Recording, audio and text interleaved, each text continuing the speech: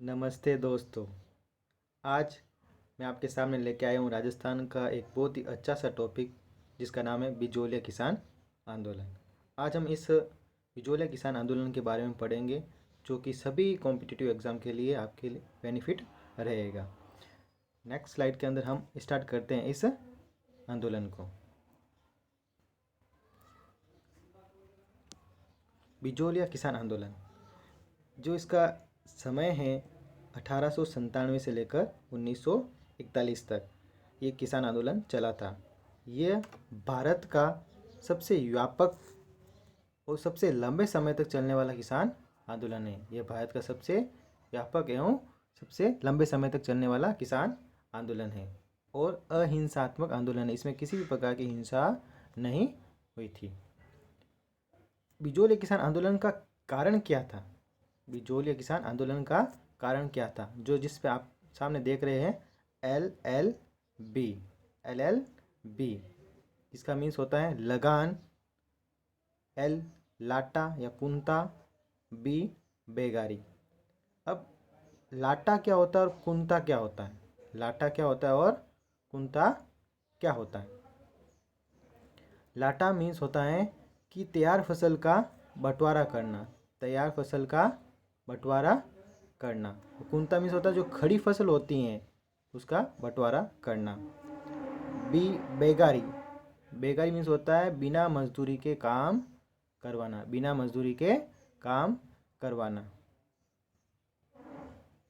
अब बिजोलिया जो आपका है भीलवाड़ा के अंदर आता है। बिजोलिया कहाँ आता है? भीलवाड़ा के अंदर आता है, जिसका प्राचीन नाम क्या है? विजयावली। क्या नाम है प्राचीन नाम? विजयावली। और इसका उपनाम है क्या? ऊपरमाल। उपनाम क्या है इसका? ऊपरमाल। यह मेवाड़ राज्य का ठिकाना था। यह मेवाड़ राज्य का ठिकाना था।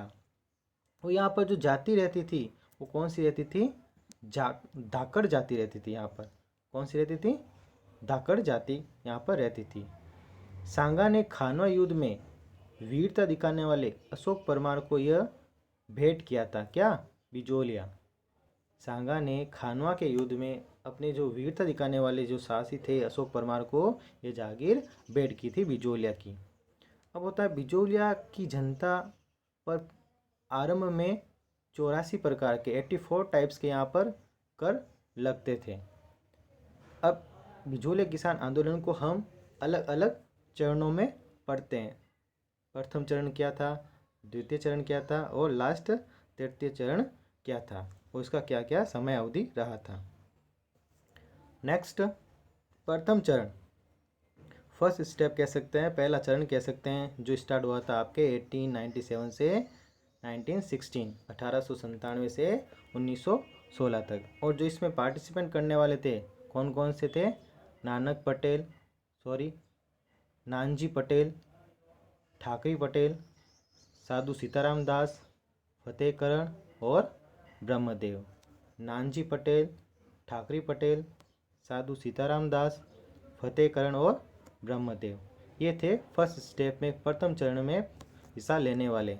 अब दूसरा चरण स्टार्ट होता है उसका 1916 से 1927 तक, 1916 से 1927 तक, जिसमें विजय सिंह पथिक, मन्नाराम पटेल, जानकी देवी राजपूत और हरिभाई किंकर।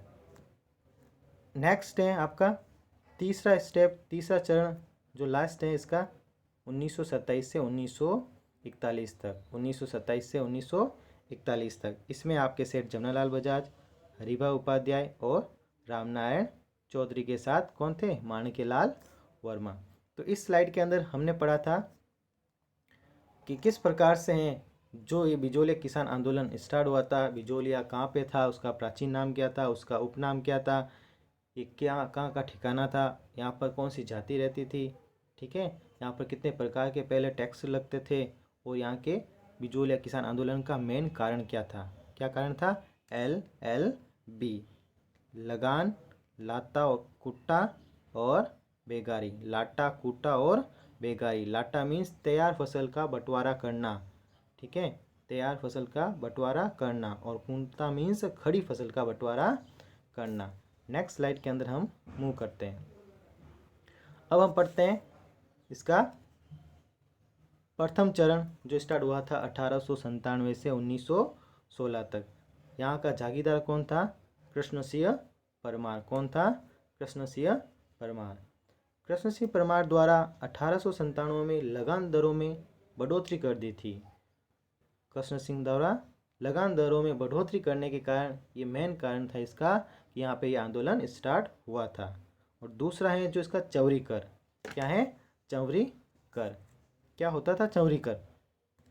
कृष्ण सिंह परमार द्वारा 1903 के अंदर पुत्री या बहन के विवाह के अवसर पर, पुत्री या बहन के विवाह के अवसर पर 5 रुपये का एक कर लगा दिया, जिसे क्या कहते हैं? चौरी कर कहते हैं। उस समय 5 रुपये बहुत ज़्यादा हुआ करते थे। 1 रुपये या 2 रुपये में शादी, बहुत सारी लड़कियों की, पुत्रियों की, बहनों की शादी कंप्लीट हो जाती थी।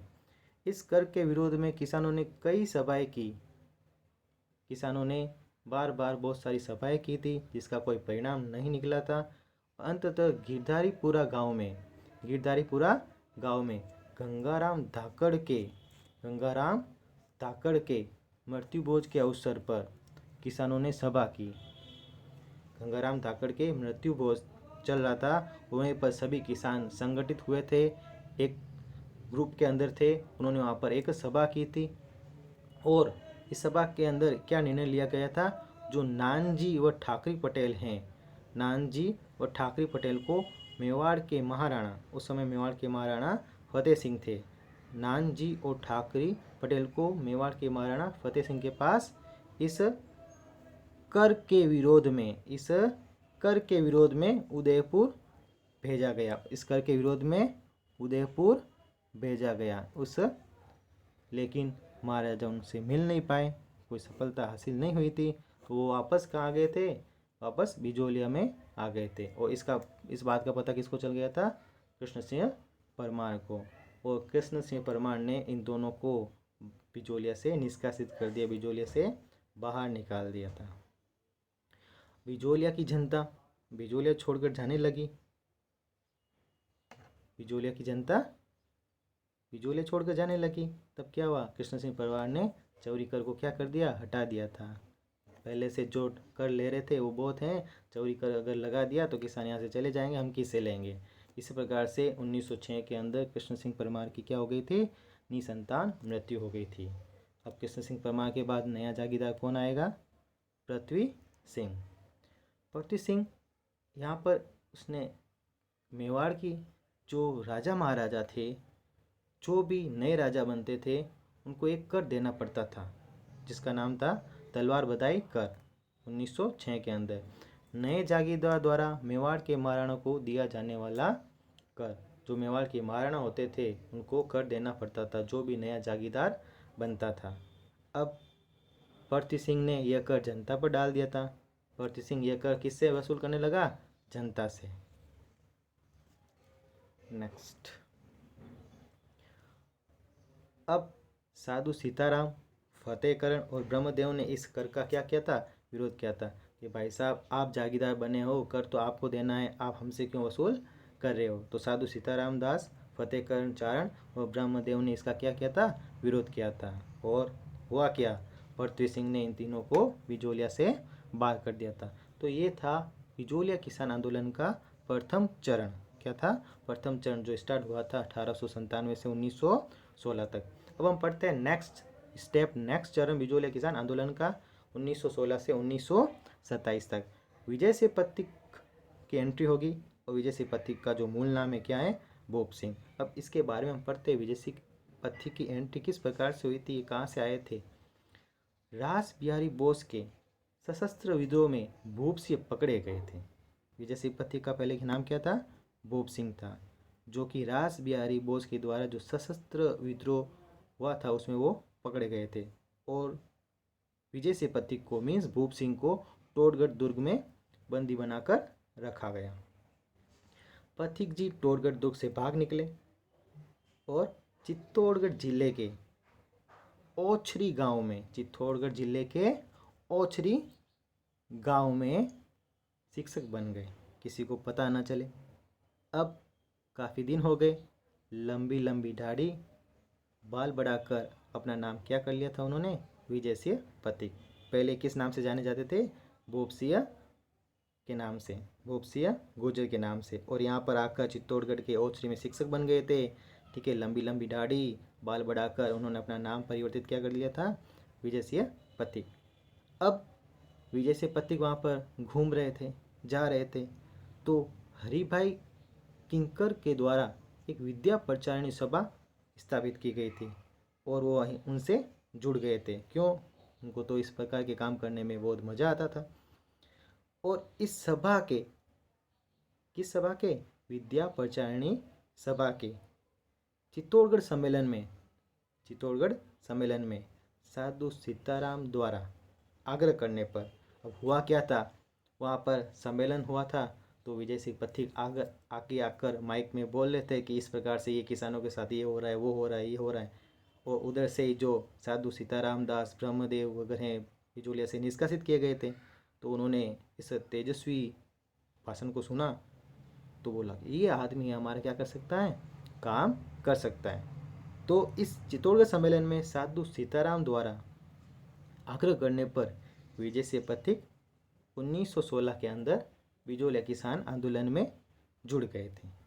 अब आगे क्या होता है, अब उन्होंने एक बोर्ड बनाया था विजय सिंह पथिक ने, जिसका नाम क्या था, उपरमाल पंच बोर्ड, उपरमाल पंच बोर्ड। इसकी स्थापना की गई थी आपके 1917 के अंदर, 1917 के अंदर उपरमाल पंच बोर्ड की स्थापना की गई थी।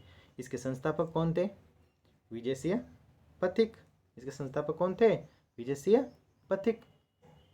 अध्यक्ष कौन थे, अध्यक्ष कहे या सरपंच कहे, मन्नाराम पटेल। जिस प्रकार से हमने कहा था कि सेकंड चरण के अंदर, सेकंड स्टेप के अंदर, द्वितीय चरण के अंदर कौन कौन से व्यक्ति सम्मिलित हुए थे। और इस उपरमाल पंच बोर्ड की स्थापना का मेन उद्देश्य क्या था, इसका उद्देश्य किसानों को कर नहीं देने के लिए प्रेरित करना, कि कोई भी किसान है जो कर टैक्स लगान नहीं देगा।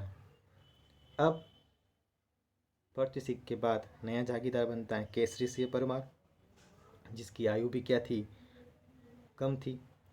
मेवाड़ के महाराणा ने इसकी अल्पायु में, किसकी अल्पायु, केसरी सिंह परमार की अल्पायु होने के कारण तलवार बधाई कर को माफ कर दिया था। एक कर से तो क्या मिली, मुक्ति मिली। नेक्स्ट स्लाइड के अंदर हम मूव करते हैं। मेवाड़ राज्य ने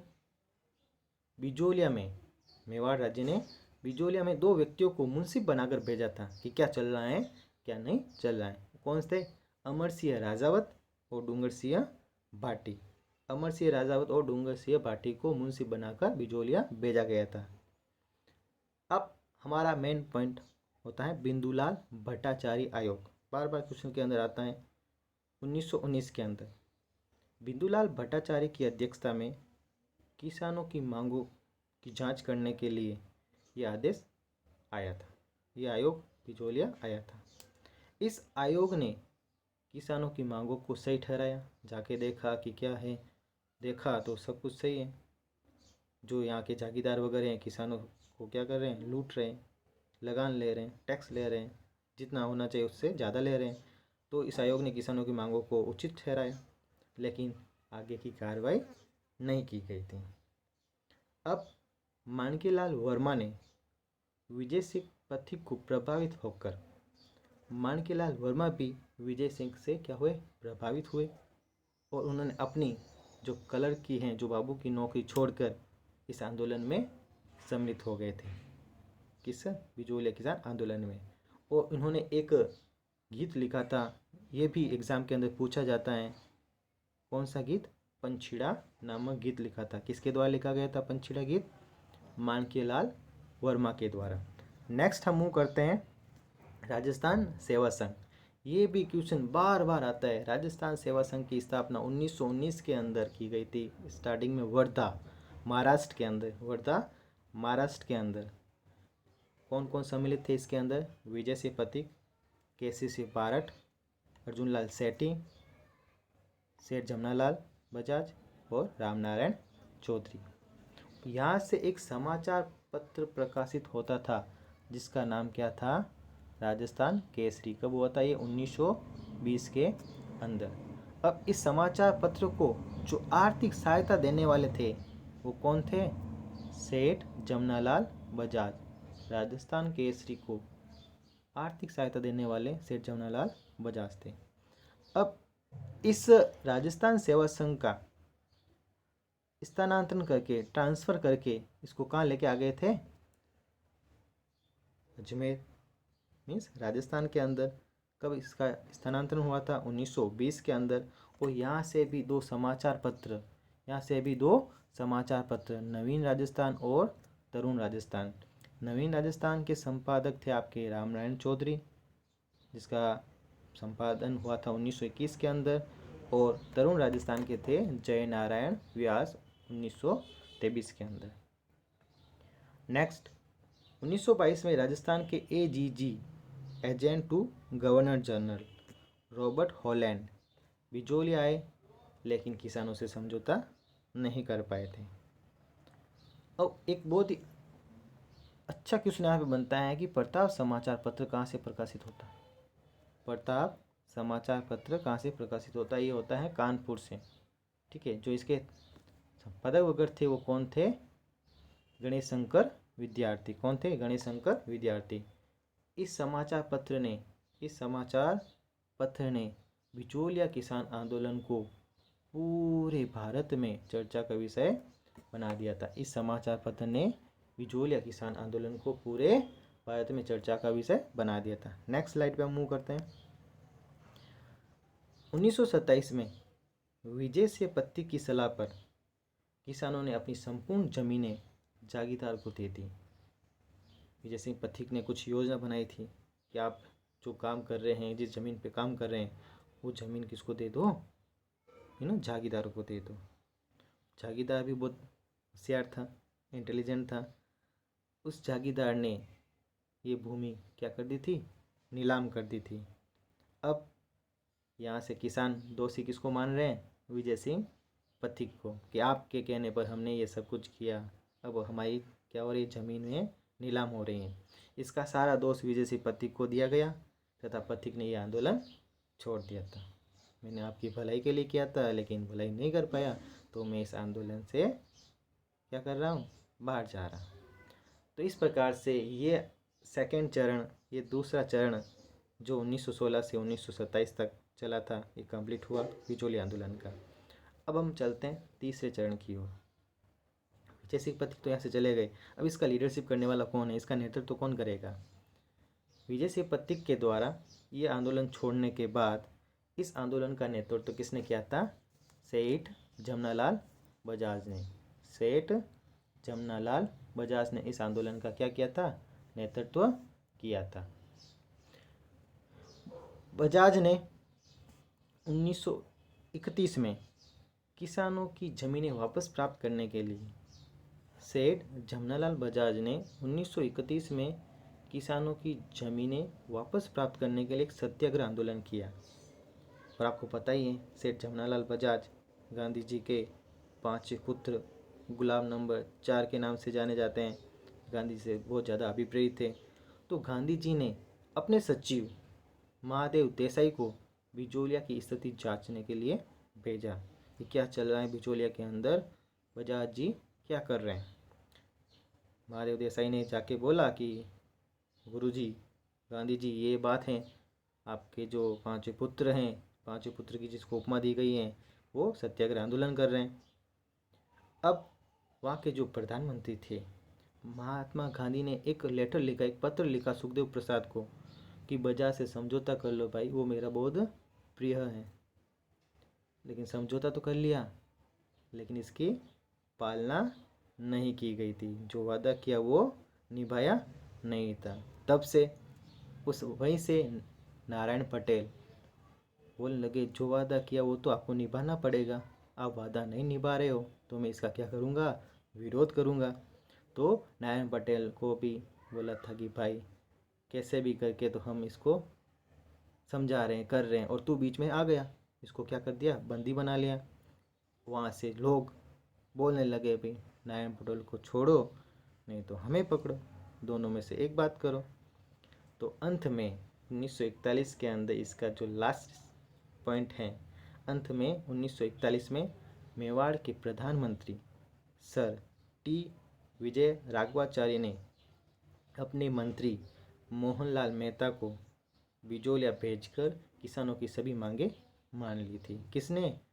सर टी विजय राघवाचार्य ने अपने मंत्री मोहनलाल मेहता को भेजकर बिजोलिया की सभी किसान थे उनकी मांगों को मान लिया गया था और यह जीत माणिक्यलाल वर्मा की सबसे बड़ी जीत थी। तो इस प्रकार से हमने आज बिजोलिया किसान आंदोलन के बारे में पूरा पढ़ा था। नेक्स्ट क्लास के अंदर हम दूसरे किसान आंदोलन के बारे में पढ़ेंगे और तब तक के लिए धन्यवाद। अगर आपको ये वीडियो अच्छा लगा है तो इसको लाइक करें और मेरे इस चैनल को सब्सक्राइब करें। Thank you very much.